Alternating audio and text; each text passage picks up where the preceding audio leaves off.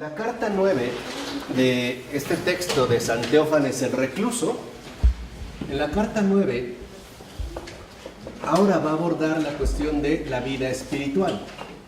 Ya habíamos hablado de la vida corporal, o esa dimensión corporal, la dimensión anímica, ¿no? Con su respectiva descripción de lo que llamamos el alma, y ahora finalmente en este capítulo 9 va a abordar la cuestión de la vida espiritual.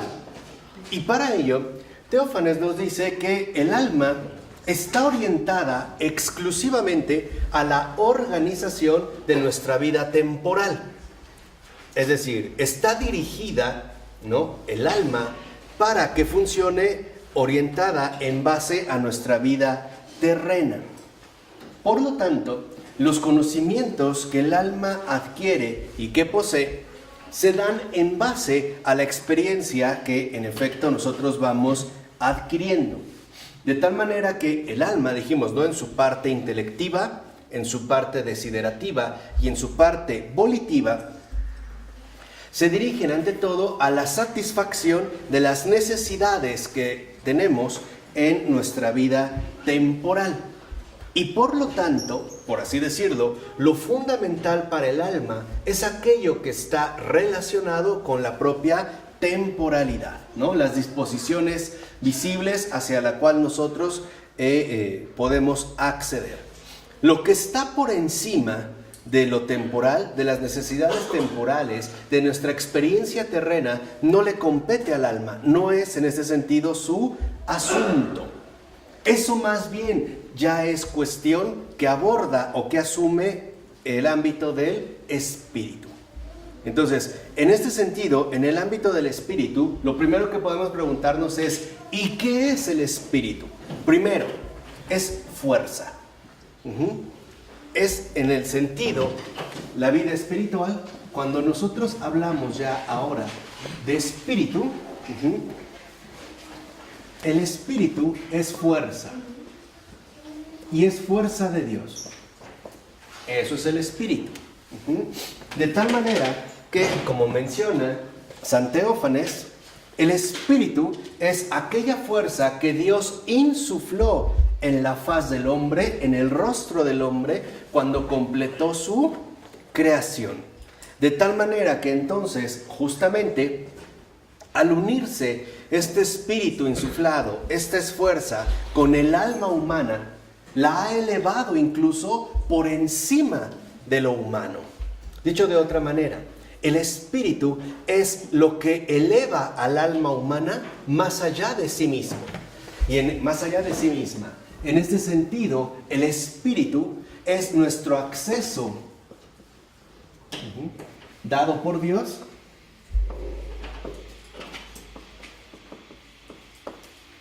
a la trascendencia.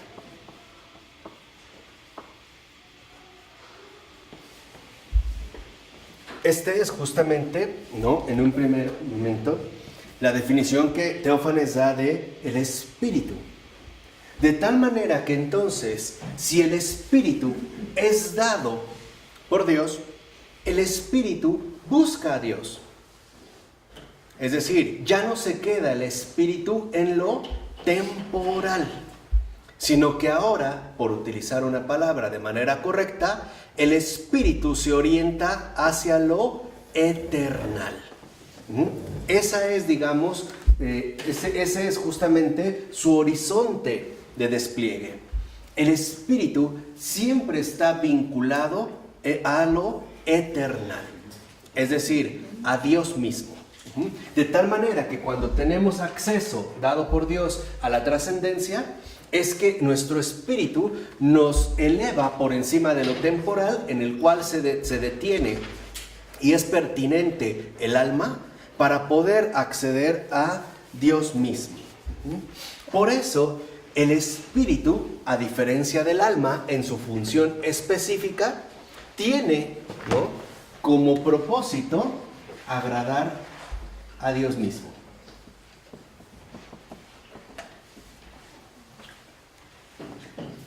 Y este agradar a Dios mismo desde el espíritu, este acceso que nos ha sido dado, insuflado por Dios mismo a el hombre, ¿no?, a la trascendencia, agradar a Dios es agradarlo, ¿no?, según la eternidad, ya no según meramente lo temporal. Y esta es en la dimensión de la vida espiritual, agradar a Dios según la eternidad. ¿Por qué? Porque Él es eternal. Entonces, el espíritu, en este sentido, se dirige a lo eterno, a lo eternal, y por eso el espíritu busca a Dios, ¿no?, conoce a Dios y encuentra solo descanso en Dios. Y dice Teófanes, las manifestaciones más palpables del espíritu son las siguientes, y son precisamente también tres. La primera es que estos movimientos, ¿no?, de agradar a Dios que provienen de la vida espiritual son tres. La primera es el temor de Dios.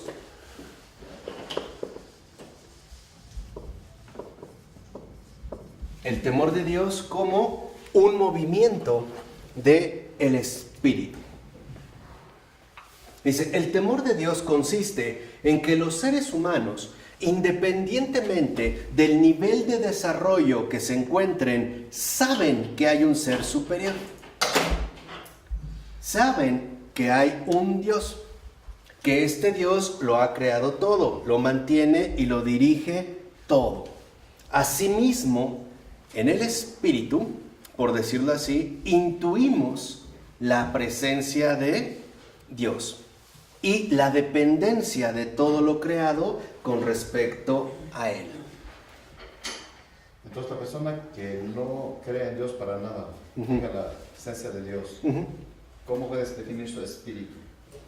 Es que en ese caso sería un movimiento contrario al espíritu. O sea, digamos, sería la oposición a la verdad que manifiesta el espíritu. Entonces, el espíritu no puede nunca ser malo. No podemos usarlo como un don para usarlo mal y bien como las otras facultades que tenemos. Sí, no, porque el espíritu viene de Dios y va a Dios. Es lo que justamente nos conecta. Lo que sí puede darse es una oposición, ¿no?, al espíritu. Y esta oposición que se puede dar con respecto al espíritu es justamente la obra de las tinieblas. De tal manera que el espíritu no se convierta para nosotros en luz que aclare todas las cosas o que nos lleve de nuevo, ¿no?, hacia el Señor. Dice, este primer movimiento del temor de Dios es una especie de credo natural que cualquier ser humano por poseer espíritu posee. Por eso vemos cómo básicamente en cualquier cultura humana, tal vez no todas tienen filosofía, pero todas tienen religión, todas. Y esto es una manifestación del primer movimiento de la vida del espíritu, que es el temor de Dios. O sea, en pocas palabras, el reconocimiento de algo superior. Esto solo se da a través del espíritu. El segundo movimiento del espíritu es la conciencia moral. ¿Qué pasa ahora en el caso de la conciencia moral? El espíritu, insuflado en el hombre, aun cuando sabe que está llamado a agradar a Dios según la eternidad, no sabría cómo llevar a cabo este propósito si no lo guiara en todo la conciencia moral. ¿Por qué? ¿Qué sucede aquí? Porque la conciencia moral es la dinámica inscrita en nuestro espíritu que nos presenta las exigencias de santidad, justicia y bondad. Esa es la conciencia moral. Entonces, mientras el temor de Dios nos lleva como una especie de credo natural al reconocimiento de Dios, de algo superior, la conciencia moral nos hace claro las exigencias de santidad, de justicia y bondad que se requieren para agradar a Dios. Es decir, lo que agrada finalmente a Dios, lo que es grato a la eternidad, ya no necesariamente en este caso a la temporalidad. De tal forma que a través de esta conciencia moral, no solo se nos hace palpable lo que es correcto y lo que no es correcto. Esta es una limitación moral que en efecto se ha solido imponer con mucha fuerza. Creer que la conciencia moral es esa especie de voz, ¿no? O Pepe Grillo, como el que acompaña a Pinocho, diciéndonos lo que está bien y lo que está mal. Pero en realidad la conciencia moral tiene una profundidad mayor, porque lo que nos indica la conciencia moral, ¿no? Como guía del espíritu, digamos esta guía que lo va conduciendo, es lo que es agradable a Dios y lo que no lo es. Y es eso lo que va a determinar qué se debe hacer y qué no se debe hacer. Por eso, cuando, por ejemplo, muchas personas dicen que en el Antiguo Testamento había una fuerte carga ética, o sea, había un claro perfil moral, por ejemplo, a través de las leyes que se les dieron, ¿no? Al pueblo de Israel por medio de Moisés, las tablas de la ley, o lo que se conoce como mandamientos. Debemos entender que estos mandamientos, en efecto, no solo se limitan al comportamiento externo de nuestras acciones, sino que estos mandamientos, ante todo, lo que manifiestan es aquello que es grato a Dios y por lo tanto también aquello que no es grato. Por eso, por ejemplo, cuando dice en uno de estos mandamientos, no matarás, no solo se limita a una prohibición forzada, como si nos dijera algo así, como que bueno, lo puedes hacer pero por favor no lo hagas para que seas bueno, aunque tengas muchas ganas. No sé si me explico. No, más bien cuando el mandamiento dice no matarás, lo que este mandamiento manifiesta es no es agradable a mí. De tal manera que entonces estas exigencias de santidad, justicia y bondad se manifiestan en nosotros como aquello que es grato a Dios, es decir, aquello que es grato al Eterno.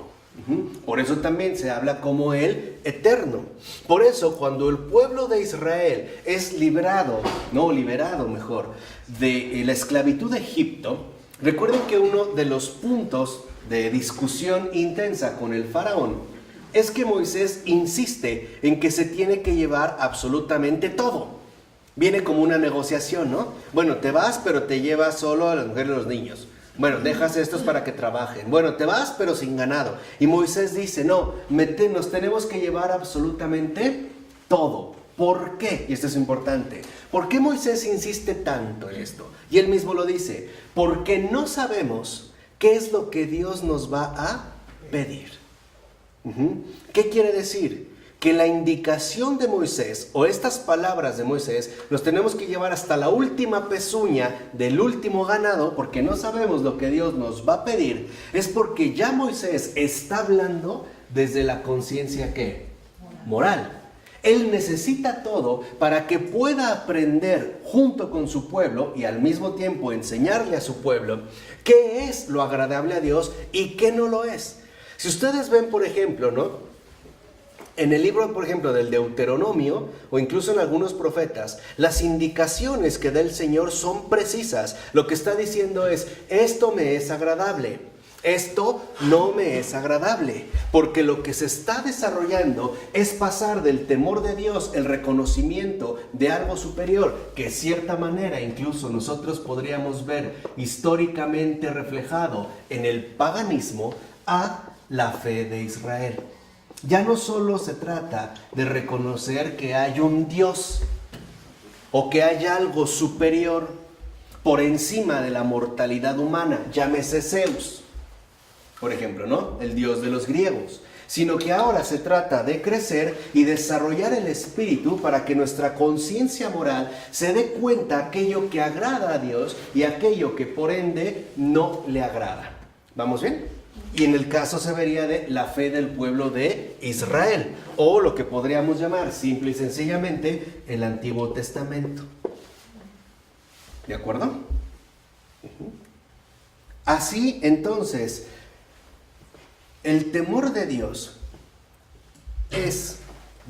la conciencia moral es el movimiento del espíritu que nosotros llamamos la acción de la conciencia. Y esto es algo que debemos también nosotros de pulir. La conciencia no se limita a una especie de lucidez psicológica. La conciencia humana tiene que ver con la profundidad espiritual que asimismo poseemos. Indagar en la conciencia o tratar de meterse a la conciencia es tratar de ingresar en el ámbito del espíritu y las acciones correspondientes que ciertamente realizan. ¿Vamos? Pero hay un tercer movimiento. El tercer movimiento del espíritu es la sed de Dios. Esta sed de Dios, ¿no?, es una inclinación, en ese sentido, hacia el propio Eterno. O sea, ya no se trata todo de portarnos como a Él le agrada, sino de amarle también. ¿Por qué? ¿Por obligación? No.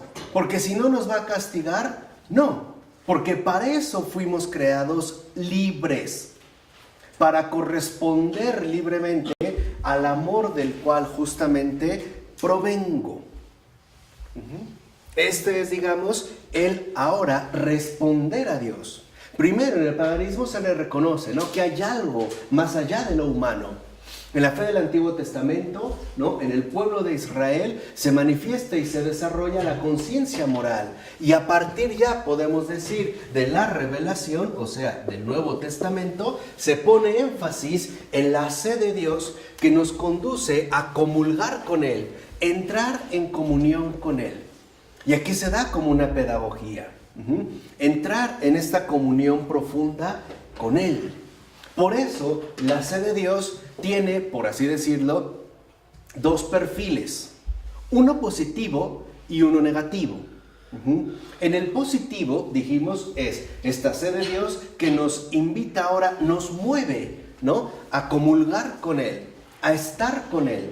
Y en la parte negativa, la sed de Dios también funciona como un correctivo, mostrándonos que nada de lo creado nos logra satisfacer.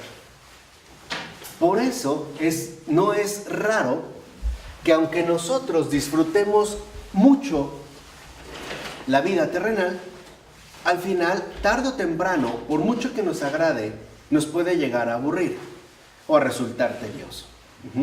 De tal manera que la sed de Dios nos apega a Dios y al mismo tiempo nos desapega del mundo. Esta es, digamos, la parte, la dinámica que maneja. Entonces, lo que vemos es que en efecto la sed de Dios conduce a que el espíritu desee ardientemente la unión viva con Dios, que es justo lo que Cristo ha hecho por nosotros y para nosotros. Entonces ya es la unión viva. En la sed de Dios, uno lo que busca en el espíritu es ya la unión viva con Él.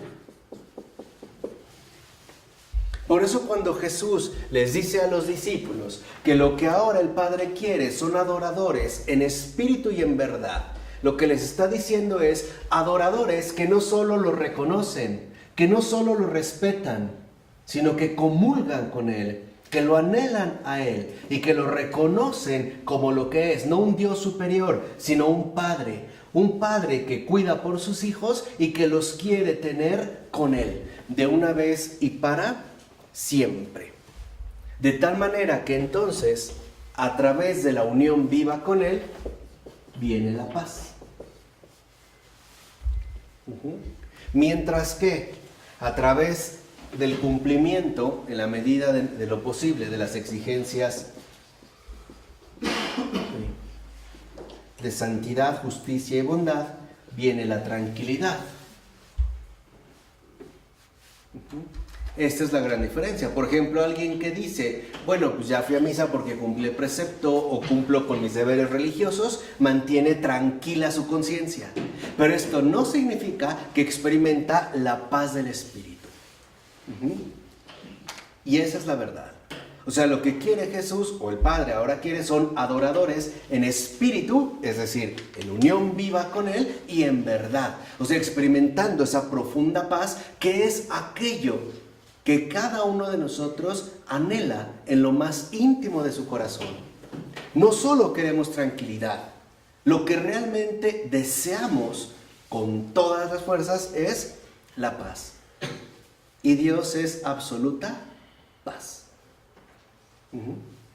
Por eso incluso cuando los no creyentes luchan por la paz, están suplicándole a Dios, porque Él es justamente la absoluta paz. De hecho, la tranquilidad es lo opuesto de la paz, no va con ella, es lo opuesto, porque la gente del mundo busca tranquilidad. Y no solo busca tranquilidad, por ejemplo, cuánto tengo dinero en el banco, cuánto todo esto, siempre buscan tranquilidad. Y por Dios no se busca la tranquilidad, se busca la paz. Sí, claro. De hecho, la otra vez escuché un sacerdote francés que habló del opuesto de la paz, que era la tranquilidad, que la gente del mundo la busca, ¿no? ¿Cuánto dinero tengo en el mundo? Tengo mi trabajo, entonces ya estoy tranquilo, ¿no? Y la paz es lo opuesto completamente a la tranquilidad. Claro, por eso es tan importante que nosotros veamos cómo esta paz que menciona Teófanes no tiene que ver absolutamente nada con lo que nosotros podemos conseguir en el ámbito terrenal. Por ejemplo, dice, a una persona, aunque logre tener mucho, siempre le será demasiado poco. Y esto lo quiero complementar con un comentario reciente.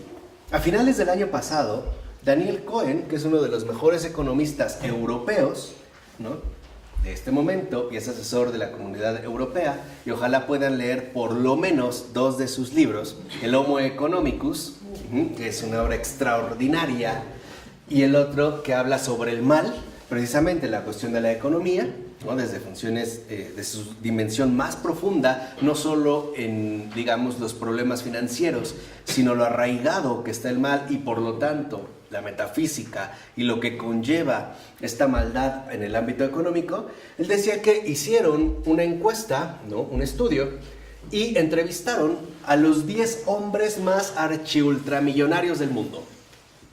No estoy hablando de cualquiera, estoy hablando de los 10 así ultramillonarios de todo el mundo. Y a todos les hizo él, personalmente, una pregunta. ¿Cuánto dinero necesitas para ser feliz? Todos de los 10 dijeron el doble. Vean, eso es lo que quiero que se den cuenta aquí. ¿Pueden tener tranquilidad? Sí, pero no esta paz. Porque en el mundo, por mucho que tengamos, nunca será suficiente. Y estamos hablando de miles de millones de dólares, billones, ya cuando se habla de billones de dólares. Esto nos da 2 luces. La primera, la propia pregunta, es decir, ¿cuánto necesitas para ser feliz? Y al haber dicho ellos el doble, aceptan implícitamente que no son felices. Que finalmente algo les sigue ¿qué? Faltando. Y segunda, aunque tuvieran el doble, ahora finalmente querrían ese otro doble o el triple. O sea, la tranquilidad no llena la exigencia profunda del espíritu. Esta exigencia profunda del espíritu solo se obtiene a través de la unión viva con él, tenga o no tenga. Esta es, digamos, como una diferencia fundamental que no... A mí pregúntame, ¿qué es lo que quiero para ser feliz? Pregúntame. ¿Qué es lo que quieres para ser doble. Sí, claro. Sí, es la verdad. Quiero un poquito más que el doble. Sí, un poquito más que... Claro, sí, o sea, esto es importante. ¿Por qué? Es la verdad. Es la verdad. Pero aquí, precisamente, Teófanes, ¿no?, nos da una luz. Dice, como ustedes saben, todos buscamos sin descanso. Todos. Y en ese sentido, buscamos, encontramos. Pero enseguida tiramos eso que hemos encontrado y nos ponemos a buscar de nuevo. Volvemos a encontrar y a tirar. Y así, sin fin. Dicho de otra manera, cuando uno tiene la verdadera paz, cuando uno ha entrado en la unión viva con Dios, uno ya no padece la agitación de las insatisfacciones permanentes. Uno ya ha encontrado ese verdadero reposo.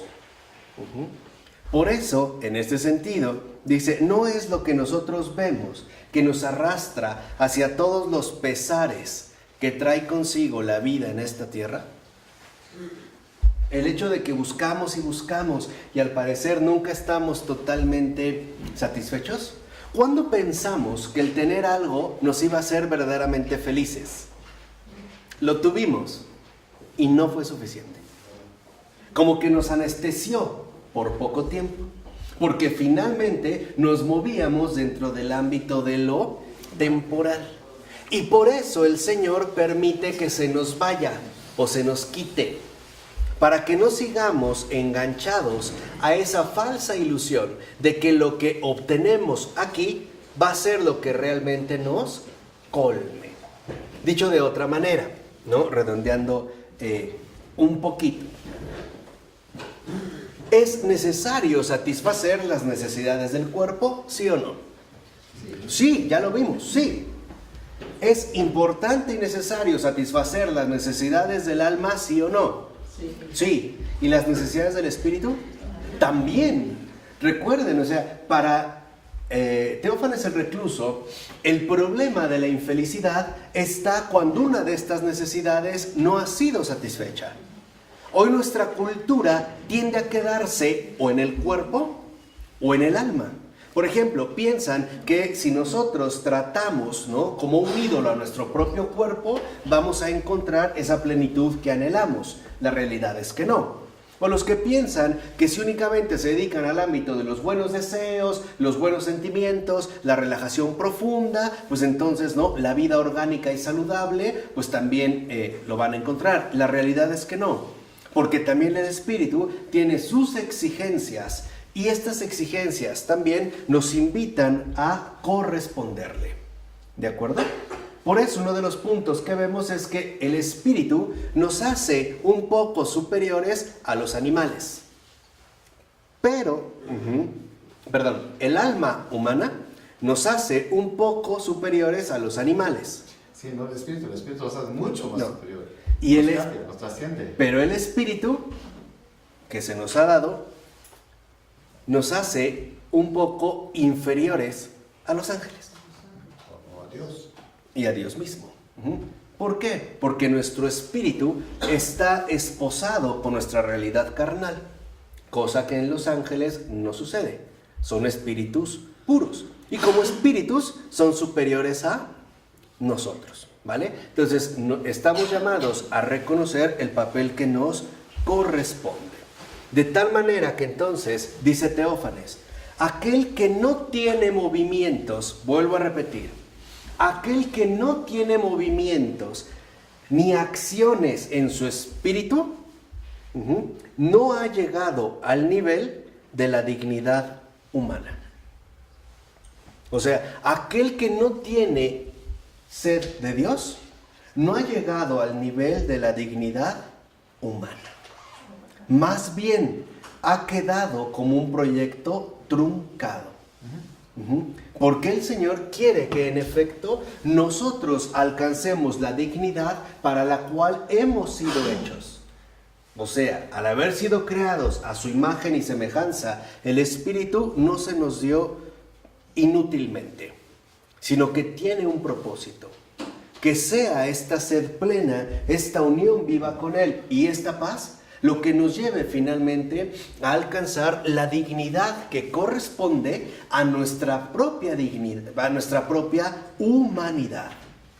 Y esto es precisamente lo que Teófanes repite una y otra vez a lo largo de su obra.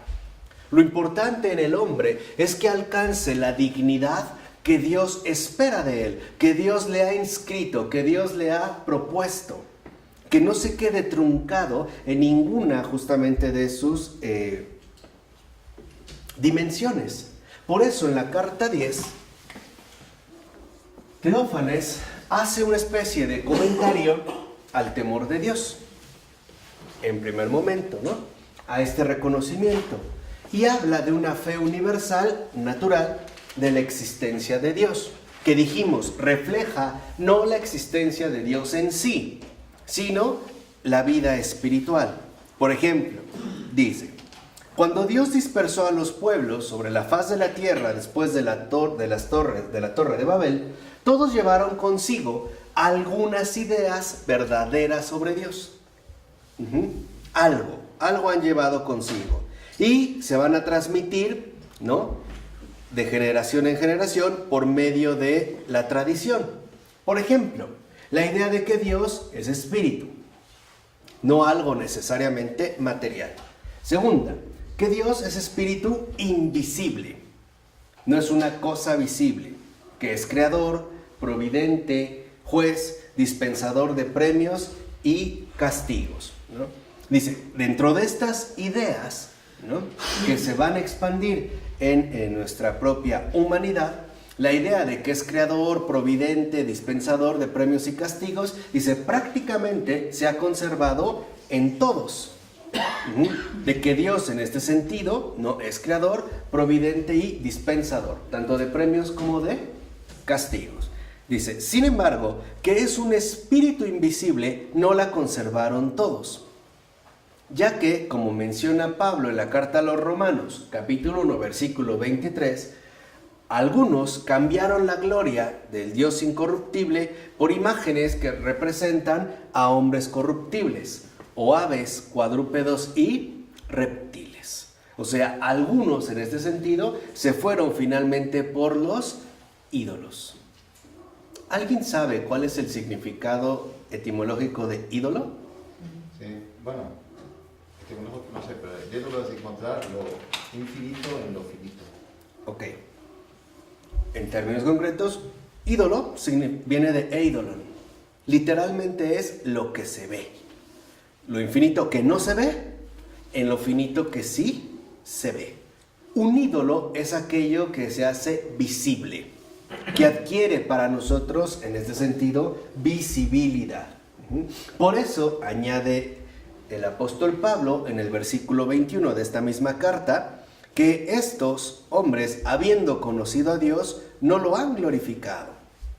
Por eso dice Teófanes que entre los pueblos, por ejemplo, orientales, como los persas o los indios, que tienen un concepto más elevado de Dios, ¿no?, son, digamos, superiores dentro de esta fe universal de la existencia de Dios a aquellos que los han rebajado o que han rebajado a Dios a un mero ídolo. O sea, por ejemplo, a una forma enteramente visible.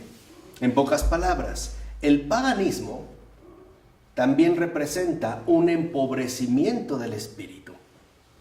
Tanto Grecia como Roma empobrecieron nuestra dimensión espiritual. ¿Por qué? Por la cantidad de ídolos que poseían. Entonces podemos decir que dentro de estas ideas conservaron incluso las menores. Y dentro de a partir de estas ideas menores, por ejemplo, terminaron haciendo cosas peores. En este caso, ídolos. Y dice Teófanes, así pues, los indios americanos llamaban a Dios espíritu universal o invisible o aquel que todo lo abarca. De cierta manera, tratan de permanecer fieles a estas ideas primigenias. Por eso dice, algunos otros pueblos, como los indios asiáticos, tratan de mantener ante todo su invisibilidad y su omnipotencia. El problema, por ejemplo, en estos pueblos asiáticos, es que cuando tratan de definir con mayor precisión su acción creadora y providente, se sumieron en multitud de confusiones que los llevó a establecer fábulas increíbles. Dice, de aquí finalmente nace que algunos no conozcan a Dios, pero no porque existan pueblos que no reconozcan la existencia de Dios. Y esto tiene que ver hace rato un poco con lo que decía Ronnie. No hay pueblo que no haya reconocido la existencia de Dios, aunque algunos individuos se hayan negado a reconocer aquello que les fue precisamente transmitido. Entonces, por decirlo de otra manera, El rechazo de Dios siempre es individual, nunca es colectivo, ¿eh? El rechazo de Dios siempre es individual, nunca es algo colectivo. ¿Por qué? Por nuestro espíritu. Alguien puede oponerse o resistirse, ¿no?, a la vida espiritual, pero ese es un asunto individual, por así decirlo. La negación de Dios es una cosa individual. Nunca es algo finalmente colectivo. No puede ser que alguien ahí se oponga, pero no hay pueblos que hayan negado la existencia de Dios, aunque sí haya individuos que se opongan a Él, ¿no?, dentro de una determinada cultura. Dice, por eso abandonemos la idea de que hay pueblos que no reconocen la existencia de Dios. Es más, hay científicos que piensan que pueden ir por la vida sin Dios y que sugieren interpretaciones, teorías, dan conferencias y escriben muchos libros sobre ellos. Pero mientras la lengua y la pluma hacen estas vaciedades, su corazón dice otra cosa. En pocas palabras, el que niega en sí mismo la existencia de Dios, se opone a sí mismo. Se niega a sí mismo. Digamos, es como el punto concreto. De tal manera, dice, debemos de reconocer que en todo ser humano existe un espíritu que es una fuerza que lo transporta de lo visible a lo invisible. Por eso empieza a pensar que la mente es independiente del corazón, de los sentimientos, porque pues se niega a sí mismo, ya va contra su constitución ontológica. Sí. Entonces empieza que todo está en la mente, ¿por qué? Porque ya se opone a su misma creación. Claro. Y esto es, digamos, como una especie de consecuencia clara. Como no se puede destruir a Dios, se destruye a sí mismo, ¿no? El que niega a Dios se destruye a sí mismo. Dice, entonces este espíritu, en pocas palabras, es aquello que vincula de manera profunda a la criatura con el Creador. Y esta fuerza es propia del ser humano. Lo distingue de todas las demás criaturas de la tierra. Esto es, digamos, algo propio que se nos ha dado a nosotros como seres humanos. Dice, esta fuerza, esta vida del espíritu, se puede debilitar, mayor o menor grado, sobre todo por negligencia. Incluso, dice, se pueden interpretar torcidamente sus exigencias, pero nunca es posible ni apagarla ni destruirla. Porque esto es justamente lo que dijimos, algo que ha insuflado Dios mismo. Dice, todo el mundo la manifiesta de algún modo o de otro. Por ello, en la acción del Espíritu en el hombre, también vamos a ver de qué forma, y esto lo hace en la carta 11, bueno, ¿vamos bien? ¿Pero cómo se llama la 10? ¿La carta 10 cómo se llama? De la cuestión del tema, ¿no? De la existencia, la fe universal, ¿no? Digamos, habla de la fe universal. En la carta 11, ahora Teófanes va a mostrar de qué manera el espíritu se involucra justamente con el alma, o bien de qué manera la eternidad se vincula con lo temporal. El espíritu, en efecto, repercute en el alma. Dice, de hecho, es por el espíritu que el alma se hace humana y deja de ser un alma animal. En pocas palabras, el espíritu, en este sentido, santifica. Y en este sentido, santifica, significa que el espíritu es lo que verdaderamente humaniza. Por eso, para ser un verdadero santo, primero hay que ser un verdadero hombre. Si no, no se puede. Porque es estar a la altura de la dignidad que Dios espera de nosotros y tomarnos en serio la presencia viva en nosotros del Espíritu. ¿No? Dice, esto es justamente lo que nos humaniza. Dice, así por ejemplo, vemos que el alma, aunque su función sigue siendo estrictamente temporal, ahora se eleva. El alma se espiritualiza y por lo tanto el alma se eleva de tal manera que no niega lo visible, pero ahora atiende más a lo invisible. Ese es el símbolo, ¿no? Para el alma, lo visible no es solo visible, también ahí palpita lo invisible. Dicho de otra manera, el misterio. Entonces, el alma se hace capaz del misterio. En pocas palabras, es por el espíritu, además de que humaniza, que el alma, en todas sus facultades, intelectiva, sensitiva y volitiva, accede a la contemplación. Acuérdense, la contemplación es la presencia de Dios en todo. Esa es la contemplación. Y eso es gracias al espíritu. Así que entonces dice... ¿Colaboran los dos? Alma y espíritu. Sí, claro. ¿Colaboran los dos? Claro. Pero lo que eleva al alma es el espíritu. Sí. Sin el espíritu no podría. Sí. No podría, pero colaboran justamente. Alma es la fuerza, ¿no? La fuerza de Dios. Para actuar el espíritu, es la fuerza de Dios que va a actuar para levantar el alma. Para elevar el alma. Para elevar el alma. Dice, así por ejemplo, podemos ver que por esta actividad del espíritu, en el alma, en su parte intelectiva, brota la aspiración a lo ideal. ¿Qué quiere decir eso? Que nuestra inteligencia deja las cosas aisladas y fragmentarias para acceder finalmente a una unidad totalizante. Quiere decir que ya no nos conformamos simplemente con las experiencias sensoriales que tenemos, sino que se despierta en nuestro intelecto la sed de lo universal. Es decir, también nuestro pensamiento ahora adquiere la sed ¿de qué? De Dios, en el pensamiento.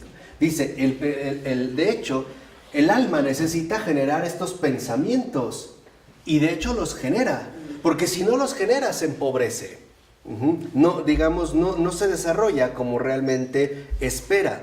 Dice, aquí lo fundamental no es si corresponden de inmediato o no a la realidad, sino la necesidad que nuestro pensamiento tiene de alcanzar ya niveles cada vez mayores. Dice, esta inclinación, por ejemplo, la tenemos todos. De alguna u otra manera buscamos sentido. Por ejemplo, en un nivel básico, ya no nos conformamos con un significado particular. Tenemos necesidad de un sentido todavía mayor, ¿no? Y esto también incluso desde el pensamiento, ¿vale? Por lo tanto, esta tendencia, ¿no? A la digamos como lo que dijimos, a la aspiración a lo ideal, es la necesidad que tiene el pensamiento de metafísica, es decir, verdadera filosofía. Así que aquí también, por eso estamos no solo fortaleciendo el espíritu, alimentando la parte intelectiva del alma. No, sí lo dice Teófanes, no lo digo yo. No crean que me estoy echando porras. No, lo dice Teófanes. Dice, esta forma de, esta sed, ¿no?, de lo ideal es la metafísica, la verdadera filosofía. Dice que ha existido y nunca desaparecerá del ámbito del conocimiento humano. Quiere decir que también nosotros necesitamos santificar el pensamiento. Y para eso son estas clases. ¿Por qué la metafísica es la filosofía, no es la teología, por ejemplo? ¿Qué diferencia hay? Lo que pasa es que la teología muchas veces se suele reducir, por ejemplo, a la cuestión revelada, ¿no? A la revelación de Dios. Pero se necesitan herramientas para poder acceder a lo profundo de esta revelación. Y esto se da en la metafísica. Por eso, por ejemplo, sin metafísica no hay una buena teología. Dicho de otra manera, si un teólogo no es primero un buen filósofo, no la va a hacer. Por eso incluso en el seminario primero estudian 4 años de filosofía y luego 3 de teología, porque es una base. Entonces es la necesidad que nosotros necesitamos de elevarnos a las exigencias de la verdad. Esa es la necesidad de lo ideal. Elevar el pensamiento, santificar el pensamiento es elevarlo, fortalecerlo para corresponder a las exigencias de la verdad. ¿Teófanes es filósofo o teólogo? Es un santo, es de los dos. Sí, este es de los dos, ¿no? Dice, por ejemplo, cualquier persona que ahora quiera contemplar todo lo que existe debe, desde el punto de vista ideal, partir de Dios. Tratar de verlo todo a la luz que de Dios. Los ojos de Dios. Esto quiere decir que, en efecto, también nuestro pensamiento está llamado a crecer a estas dimensiones amplias, a esta ejercitación. Por eso les decía que es tan importante que nosotros no nos sintamos intimidados ante los grandes pensamientos. Les dije hace 2 clases, si mal no recuerdo, que era fundamental recuperar la necesidad, la sed de preguntas importantes, que nuestros cuestionamientos no solo se remitan a ¿qué voy a comer hoy? ¿Cuántos kilos voy a bajar? ¿Qué ropa me voy a poner? Sino que ejercitemos realmente el espíritu en nuestro pensar, en nuestro sentir, en nuestro querer. De otra manera, de verdad, no vamos a poder ser santos. La pregunta que tenemos que hacer, ¿cuál es entonces? ¿Qué quiere Dios que haga ahorita? Sí, ante esta perspectiva. O incluso lo que hace rato vimos en los movimientos. Ok, tengo que hacer esto. A ver, ¿Dios qué dirá? ¿Esto es lo que le agrada o es lo que no le agrada? ¿Qué quiere decir? Tenemos que poner en marcha toda nuestra realidad creatural. Porque queremos entrar enteritos al cielo. No solo va a entrar mi puro pensamiento, mis buenos deseos o mis piernas que nunca se cansaron de tanto caminar. No, tenemos que entrar enteros. Ahorrémonos el purgatorio. En serio. Tirémosle al pase directo. En serio. Tirémosle al pase directo, ¿no? ¡Pum! Ahorrémonos estas situaciones y entonces no menospreciemos el esfuerzo. Dice, esto es algo natural, necesidad natural del alma y a fuerza que se nos da desde el espíritu. Por eso, aunque no todos sean filósofos, todos estamos llamados a filosofar, de una u otra manera. Y a veces lo hacemos, por ejemplo, no sé, nos hacemos preguntas como, ¿por qué se habrán dado las cosas de esta manera? ¿No? Tratamos de alcanzar otro tipo de dimensión. Ocurre también la acción del espíritu en la parte volitiva. ¿Por qué? Porque aquí entonces, ahora el espíritu en la parte volitiva fomentan la realización de acciones elevadas, es decir, desprendidas y generosas. Ya no solo se trata de cumplir la virtud, o sea, de quedarnos en el cumplimiento del deber, sino que el espíritu en la parte volitiva nos hace querer lo que Dios quiere. Esta es la otra dimensión. Por eso se acuerdan cuando dimos esa lección de Dietrich von Hildebrand, que no basta con ser buenos, hay que ser santos. No se olviden, de verdad, vuelvan a ver, en serio, o volvamos a ver más bien, repasemos. Santos contra los buenos. ¿No? Hay que repasar, ¿no? Hay que retomar, y esto es fundamental para nosotros. No solo hay que querer el bien, hay que querer al santo de los santos. Hay que, exacto, ¿no? Tender a lo mejor. De tal manera que entonces dice, así, el alma, cuando ejecuta desde su voluntad lo que es agradable a Dios, quiere decir también que su voluntad, su deseo, se ha espiritualizado. Dice, y esto es cuando buscamos algo más allá. Cuando ya no solo queremos moralidad, sino que queremos santidad, queremos justicia y queremos bondad. Y aquí nada más voy a hacer un pequeño perfil. Deberíamos de ser como Václav Havel, que a los 10 años de edad soñaba con construir una fábrica que no produjera bienes, sino el bien. A eso es a lo que me refiero. Aquí vemos a Václav Havel precisamente mostrándonos cómo los bienes son importantes, pero a final de cuentas son relativos. Lo que en último término necesitamos no son más bienes materiales, por ejemplo, sino el bien, ¿no? En este sentido, o sea, que el espíritu también ingrese a nuestra parte volitiva. Y también el espíritu ingresa a nuestro ámbito desiderativo o afectivo. la parte de los sentimientos. Inclina el espíritu, nuestra alma, hacia el amor y hacia la belleza. Dice, por eso el alma que en su sensibilidad, en su parte sensible, está espiritualizada, es, por ejemplo, muchísimo más receptiva a la manifestación de la belleza que se da a través del arte. Tipo Florensky. ¿No? Sobre la belleza. Dice, y en esta belleza, por ejemplo, vemos también cómo hay tendencias que nos invitan a algo mayor. Por ejemplo, la pintura, la escultura, la música y el canto. Y aún más arriba podemos encontrar la belleza que nos proporciona la palabra, o sea, la poesía, o sea, el verbo, o sea, el logos, o sea, Cristo. Dice, con todo, las obras de arte refinadas no solo nos agradan por la belleza de su forma externa, sino por su contenido. O sea, por esa belleza profunda que nos transmiten, que no se queda meramente en las cuestiones visibles. Y el alma solo se complace en la belleza divina.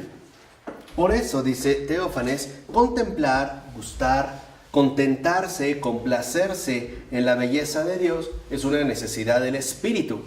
Es su vida, es la vida del paraíso. Y entonces el espíritu conduce al alma hacia la belleza. Así pues, dice, en este sentido, el alma ya no solo se queda con la belleza externa, sino que con el espíritu tiene la fuerza para ir más allá. Y esa es la manera en la cual el alma también se espiritualiza. Dice, Teófanes nos da, como lo suele hacer, un consejo. Pregúntate, ¿está entonces espiritualizada tu alma? ¿O no? ¿Cómo son tus pensamientos? ¿Cómo son tus deseos? ¿Cómo son tus acciones? ¿Cuál es realmente, ¿no?, la orientación, o mejor dicho, la fuerza que los conduce, que los sostiene? Por eso, un consejo que yo les daría es: escójanse un buen poeta y aprendamos a leer poesía. Pero no me hacen caso, ¿verdad, Miguel? Elevar el espíritu. Esto es fundamental también para nosotros. Es algo importante. Ir de nuevo, ¿no?, dirigir nuestra alma espiritualizada hacia el mundo del arte, de ese verdadero arte. Hoy hacen falta artistas y más aún poetas. Ya no queremos celebridades, queremos artistas. Ojalá que reaparezcan los poetas. En nombre del Padre, del Hijo y del Espíritu Santo. Amén.